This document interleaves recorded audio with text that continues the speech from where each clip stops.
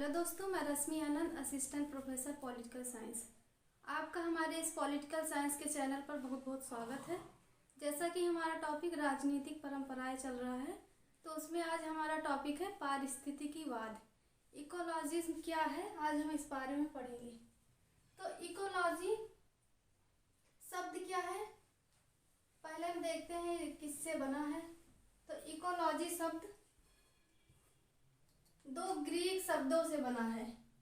ये इकोलॉजी अंग्रेजी शब्द है, ये इकोलॉजीज ओइकोलॉजी, ये ओइकोलॉजी जर्मन शब्द है, इससे बना है इकोलॉजी। तो पारिस्थितिकी का मीनिंग है, इंग्लिश में इसको इकोलॉजी कहते हैं, जो ओइकोलॉजी जर्मन वर्ड से बना है। तो दो ग्रीक वर्डों से बना है, जिसमें ओइकोस का मतलब है घर या रहने का स्थान, और लोगोस का मतलब है अध्ययन करना। मतलब ये हो गया जीवों के रहने का स्थान, ये जीवों का रहने का स्थान हो गया। इसके चारों ओर जलमंडल हो गया, वायुमंडल हो गया, स्थल मंडल हो गया।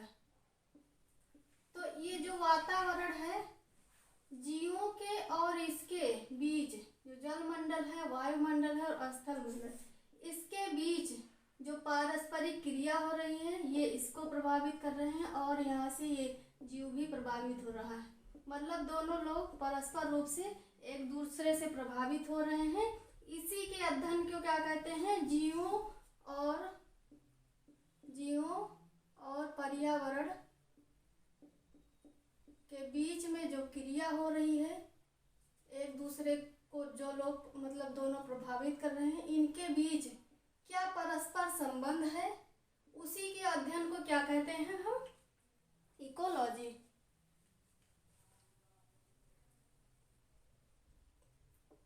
तो इकोलॉजी पर्यावरण और जीवों के बीच जो संबंध है पारस्परिक, उसी के अध्ययन क्या कहते हैं, इकोलॉजी।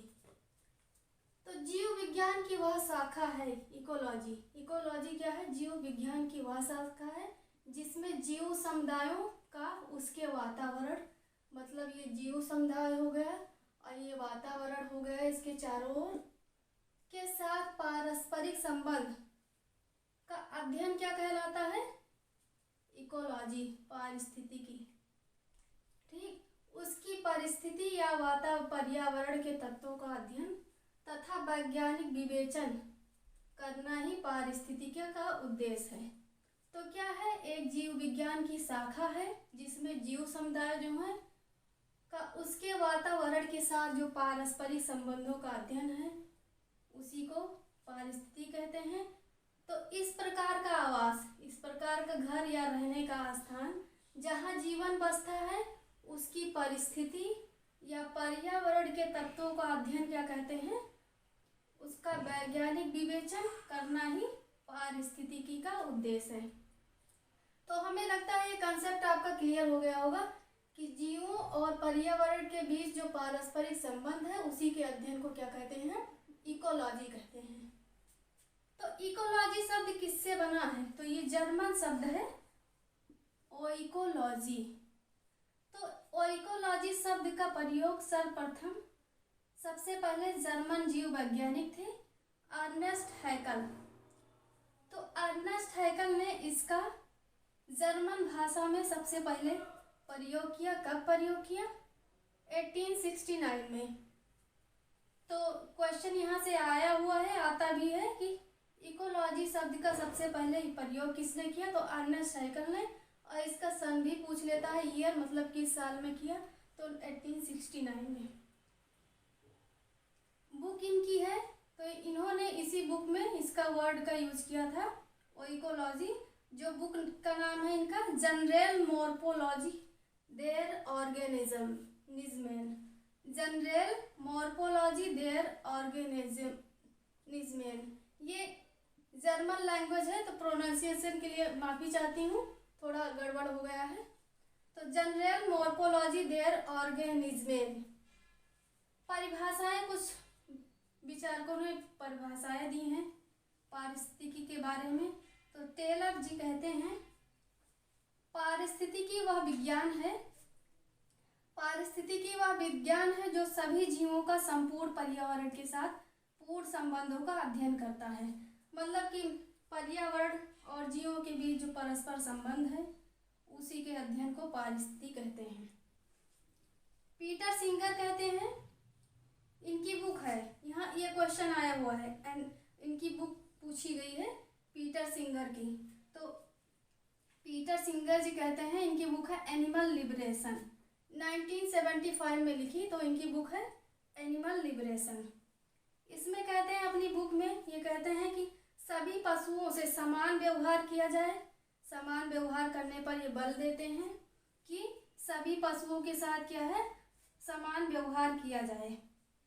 और इसी प्रकार हम क्या है, सभी मनुष्यों के साथ समानता का व्यवहार करें, उनके साथ भेदभाव न करें, अच्छे से व्यवहार करें, जिससे क्या है, समानता आएगी। तो आगे रीगन जी कहते हैं, इनकी बुक है the case for animal right. ये क्या करते हैं, जानवरों के अधिकार के लिए केस मतलब लड़ते हैं, इसकी वकालत करते हैं। इनकी बुक है, ये कब लिखी गई, 1984 में।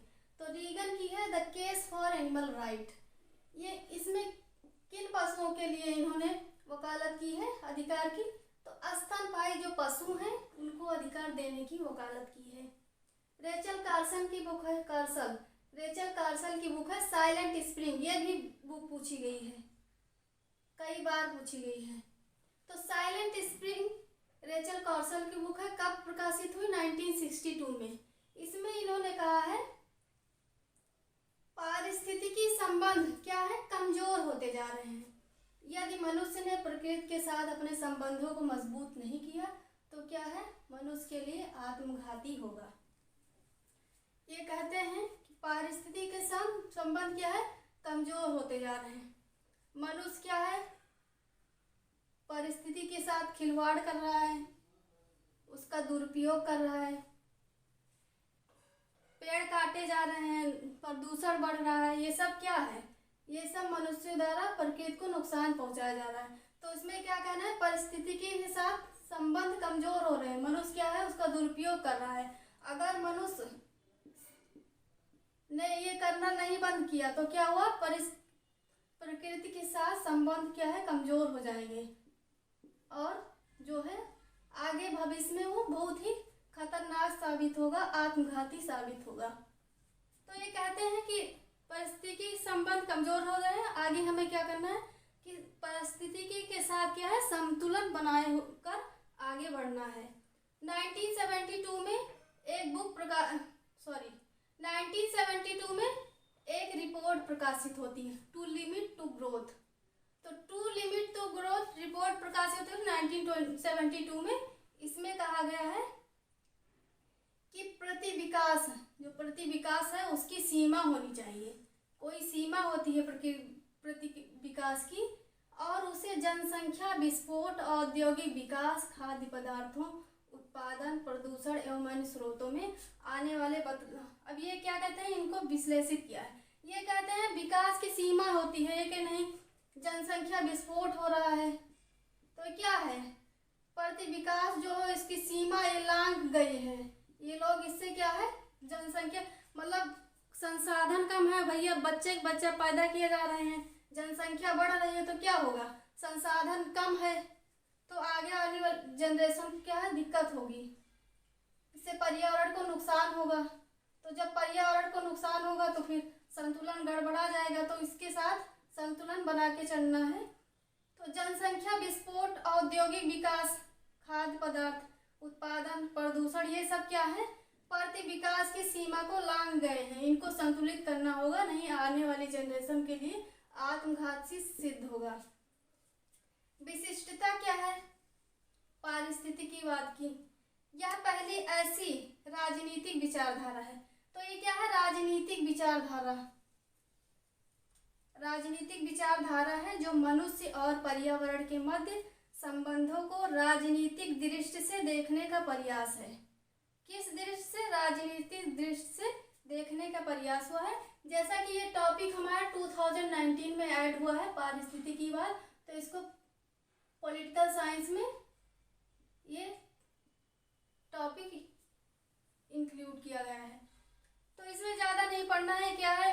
राजनीतिक विचारधारा है जो पर्यावरण और मनुष्य के मध्य संबंधों की क्या है, राजनीतिक दृष्टि से देखने का प्रयास करता है। राजनीतिक दृष्टि से उसको संतुलन बनाए रखने पर बल देता है, पर्यावरण और मनुष्य के बीच संबंधों को। इन संबंधों के बदलते स्वरूप मानवीय समाज की राजनीति को प्रभावित करते हैं और उनसे प्रभावित भी होते हैं। तो प्रमुख धारणा क्या है? मानव समाज को अपने अस्तित्व के लिए पर्यावरण की रक्षा करना अनिवार्य है। तो आगे हम और इसके बारे में चर्चा करेंगे जो विभिन्न विचारकों ने मत दिए हैं। तो यहाँ हम पारिस्थितिकीवाद पढ़ चुके हैं और कुछ परिभाषाएं हैं। ये बुक जरूर देख लीजिएगा, बहुत ही इम्पोर्टेंट है। ये पूछी भी गई है, तीनों बुक जितनी हमने लिखी है सब पूछी गई है। और आगे हम बुक देंगे और कई बुक्स हैं जो एग्जाम में आई हुई हैं, तो अगले वाले वीडियो में हम उसको करेंगे। तो अगर आपको वीडियो पसंद आई हो तो प्लीज़ मेरे चैनल को लाइक शेयर और सब्सक्राइब करें। Thank you.